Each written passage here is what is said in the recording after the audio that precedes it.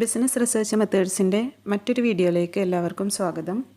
ഇന്ന് ഈ വീഡിയോയിൽ റിസർച്ച് ഡിസൈനിനെ കുറിച്ചിട്ടാണ് എക്സ്പ്ലെയിൻ ചെയ്യാനായിട്ട് ഉദ്ദേശിക്കുന്നത്. കാലിക്കറ്റ് യൂണിവേഴ്സിറ്റിൻ്റെ അണ്ടറിൽ 5th സെം ബികോമിൻ്റെ ബിസിനസ് റിസർച്ച് മെത്തേഡ്സിലെ സെക്കൻഡ് മോഡ്യൂളായിട്ടുള്ള റിസർച്ച് ഡിസൈനിനെ കുറിച്ചിട്ടാണ് എക്സ്പ്ലെയിൻ ചെയ്യുന്നത്.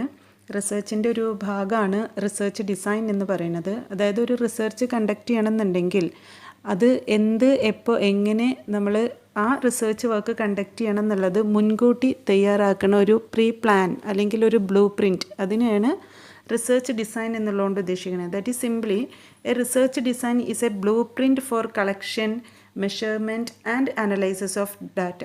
അതായത് നമ്മളൊരു റിസർച്ച് ഡിസൈൻ എന്ന് പറഞ്ഞു കഴിഞ്ഞാൽ ഡാറ്റ കളക്ട് ചെയ്യാനും അത് മെഷർ ചെയ്യാനും അത് അനലൈസ് ചെയ്യാനും വേണ്ടിയിട്ട് തയ്യാറാക്കുന്ന ഒരു ബ്ലൂ പ്രിൻ്റാണ്. അപ്പോൾ ഒരു റിസർച്ച് ഡിസൈൻ എന്ന് പറഞ്ഞു കഴിഞ്ഞാൽ it is a plan within which the research work is conducted, or it is a structure or a framework within which the research work is conducted.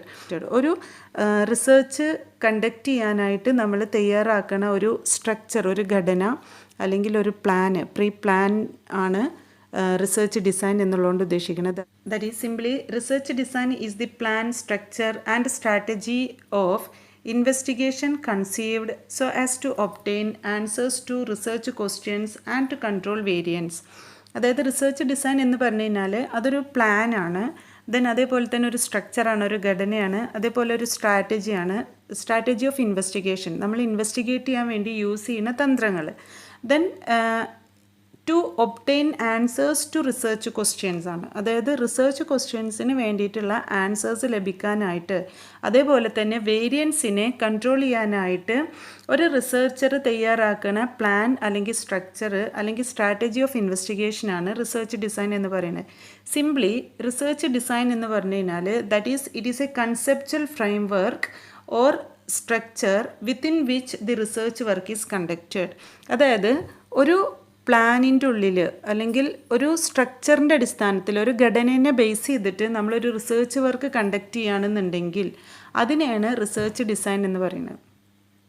Then there is A definition that is in the words of Miller, designed research is the planned sequence of the entire process involved in conducting a research study. അപ്പോൾ ഒരു research സ്റ്റഡിയിൽ നമ്മൾ എന്തെല്ലാം കാര്യങ്ങളാണോ ചെയ്യാൻ ഉദ്ദേശിക്കുന്നത്, അതായത് sequence of the entire പ്രോസസ്സാണ്. ഒരു research work നമ്മൾ ചെയ്യുമ്പോൾ അതിൻ്റെ ഫസ്റ്റ് മുതൽ എൻഡിങ് വരെ നമ്മൾ എന്തെല്ലാം കാര്യങ്ങളാണോ ചെയ്യാനായിട്ട് ഉദ്ദേശിക്കുന്നത്, അപ്പോൾ ആ ഓരോ പ്രോസസ്സിനെയും അതിൻ്റെ ഓർഡറിൽ നമ്മൾ പ്ലാൻ ചെയ്യുന്നതാണ് റിസർച്ച് ഡിസൈൻ എന്നുള്ളതുകൊണ്ട് ഉദ്ദേശിക്കുന്നത്. That is it is the planned sequence of the entire പ്രോസസ്സാണ് involved in conducting a research study. Okay, the next features of research design. First feature എന്ന് പറയുന്നത് it is a plan that specify the sources and types of information relevant to the research problem. അപ്പോൾ research പ്രോബ്ലത്തിന് ആവശ്യമായിട്ടുള്ള അല്ലെങ്കിൽ research പ്രോബ്ലത്തിന് solution കാണാൻ ആവശ്യമായിട്ടുള്ള data അല്ലെങ്കിൽ information ഏതൊക്കെ സോഴ്സിൽ നിന്നാണ് നമുക്ക് ലഭിക്കുന്നത്, അതേപോലെ തന്നെ ഏതൊക്കെ ടൈപ്പ് ഓഫ് ഡാറ്റ നമ്മൾ യൂസ് ചെയ്യണം, ഇതൊക്കെ സ്പെസിഫൈ ചെയ്യുന്നത് റിസർച്ച് പ്ലാനിലാണ്, ദാറ്റ് ഈസ് റിസർച്ച് ഡിസൈനിലാണ്. ദെൻ സെക്കൻഡ് ഫീച്ചർ എന്ന് പറയുന്നത് it is a strategy specifying which approach will be used for gathering and analysing the data. അപ്പോൾ റിസർച്ച് ഡിസൈൻ എന്ന് പറഞ്ഞു കഴിഞ്ഞാൽ ഒരു സ്ട്രാറ്റജിയാണ് വിച്ച് സ്പെസിഫൈസ്, അത് സ്പെസിഫൈ ചെയ്യുന്നത് എന്താണെന്ന് വെച്ചാൽ ഏത് അപ്രോച്ചാണ് നമുക്ക് ഡാറ്റ കളക്ട് ചെയ്യാനും, gathering data means collection of ഡാറ്റയാണ്, ഡാറ്റ കളക്ട് ചെയ്യാനും അതേപോലെ തന്നെ ഡാറ്റ അനലൈസ് ചെയ്യാനും ഏത് മെത്തേഡ് അല്ലെങ്കിൽ ഏത് അപ്രോച്ചാണ് നമ്മൾ യൂസ് ചെയ്യേണ്ടത് എന്ന് സ്പെസിഫൈ ചെയ്യുന്ന ഒരു സ്ട്രാറ്റജി അല്ലെങ്കിൽ ഒരു പ്ലാനാണ് research design. The next third feature എന്ന് പറയുന്നത് it also includes the time and cost budget. That is ഒരു റിസർച്ച് കംപ്ലീറ്റ് ചെയ്യാനായിട്ട് അല്ലെങ്കിൽ ആ റിസർച്ചിൻ്റെ ഫസ്റ്റ് മുതൽ അതിൻ്റെ ലാസ്റ്റ് വരെ, അതായത് അതിൻ്റെ ഫസ്റ്റ് സ്റ്റെപ്പ് മുതൽ ലാസ്റ്റ് സ്റ്റെപ്പ് വരെ നമുക്ക് ഈ റിസർച്ച് വർക്ക് കണ്ടക്ട് ചെയ്യാൻ എത്ര ടൈം ആവശ്യമായിട്ട് വരും, അതായത് എത്ര വർഷത്തിൻ്റെ ഉള്ളിൽ. ഇപ്പോൾ ഒരു PhD ഒക്കെ ആണെന്നുണ്ടെങ്കിൽ മാക്സിമം 5 വർഷമാണ്, ഇപ്പോൾ MPhil ഒക്കെ ചെയ്യുകയാണെന്നുണ്ടെങ്കിൽ ഒരു 1 ഇയർ ആണ്. അപ്പോൾ എത്ര ടൈമിനുള്ളിൽ നമുക്ക് റിസർച്ച് കംപ്ലീറ്റ് ചെയ്യണം. അതേപോലെ തന്നെ ആ എൻ്റെ റിസർച്ച് വർക്കിന് നമുക്ക് എത്രത്തോളം എക്സ്പെൻസ് അല്ലെങ്കിൽ കോസ്റ്റ് ആവും, അതിൻ്റെ ബഡ്ജറ്റൊക്കെ പ്രിപ്പയർ ചെയ്യുക എന്നുള്ളതാണ് research design. Then next feature, it provides A framework for the collection and analysis of data. അപ്പോൾ ഡാറ്റ കളക്ട് ചെയ്യാനും ഡാറ്റ അനലൈസ് ചെയ്യാനും ഒക്കെ ഉള്ള ഒരു ഫ്രെയിം വർക്ക് അല്ലെങ്കിൽ ഒരു സ്ട്രക്ചർ റിസർച്ച് ഡിസൈൻ പ്രൊവൈഡ് ചെയ്യുന്നുണ്ട്. The next feature, it is the outline and the scheme of the operation of variables.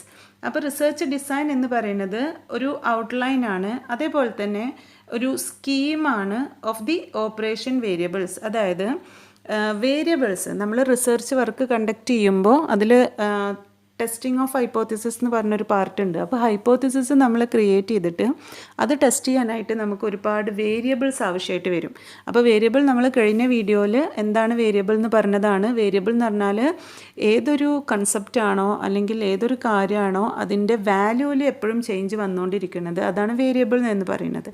അപ്പോൾ വാല്യൂ എപ്പോഴും ചേഞ്ച് ചെയ്തുകൊണ്ടിരിക്കും. അപ്പോൾ ഫോർ എക്സാമ്പിൾ മാർക്ക് നമുക്ക് എപ്പോഴും ചേഞ്ച് ചെയ്തുകൊണ്ടിരിക്കും. അപ്പോൾ മാർക്കിന് ഒരു വേരിയബിളായിട്ട് നമുക്ക് എടുക്കാം. ഇപ്പോൾ സെയിൽസ് ഒരു വേരിയബിളായിട്ട് നമുക്ക് എടുക്കാം. ഓക്കെ, അപ്പോൾ ഈ വേരിയബിൾ, അതായത് നമ്മൾ ഓപ്പറേഷൻ ഓഫ് വേരിയബിളാണ്. അതായത് ഈ വേരിയബിൾസിൻ്റെ അതിൻ്റെ സ്കീമിനെ കുറിച്ചിട്ട് അതേപോലെ തന്നെ ഒരു ഔട്ട്ലൈൻ പ്രൊവൈഡ് ചെയ്യുന്നതാണ് റിസർച്ച് ഡിസൈൻ എന്ന് പറയുന്നത്. അതായത് റിസർച്ച് ഡിസൈനിൽ ഇതെല്ലാം പ്രൊവൈഡ് ചെയ്യുമെന്നാണ് ഉദ്ദേശിക്കുന്നത്. Okay, then next, the type of research design is determined by the problem, that is problem of research, that is research question, then its nature, that is the research nature, and the data used for the research work. അപ്പം ഒരു ഏത് research ഡിസൈനാണ് നമ്മൾ ആ particular റിസർച്ചിന് use ചെയ്യേണ്ടത് എന്ന് തീരുമാനിക്കുന്നത് ഒന്ന് ആ റിസർച്ചിൻ്റെ പ്രോബ്ലമാണ്, ക്വസ്റ്റ്യനെ ബേസ് ചെയ്തിട്ടാണ്. രണ്ടാമത്തേത് റിസർച്ചിൻ്റെ നേച്ചറിനെ ബേസ് ചെയ്തിട്ടാണ്. അപ്പോൾ ഡിഫറെൻറ്റ് നേച്ചർ ഓഫ് റിസർച്ച് ഉണ്ട്, അതിനെ ബേസ് ചെയ്തിട്ട്.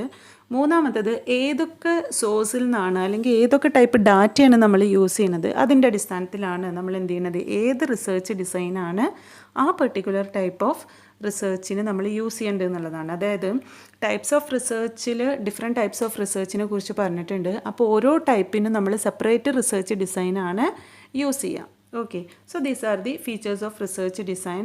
ദാറ്റ് ഈസ്, ഇപ്പോൾ ഈ ഫീച്ചേഴ്സൊക്കെ പറയുന്നത് ഒരു റിസർച്ച് ഡിസൈനിൽ എന്തെല്ലാം കാര്യങ്ങൾ ഇൻവോൾവ് ചെയ്യുന്നുണ്ട് എന്നുള്ളതാണ്.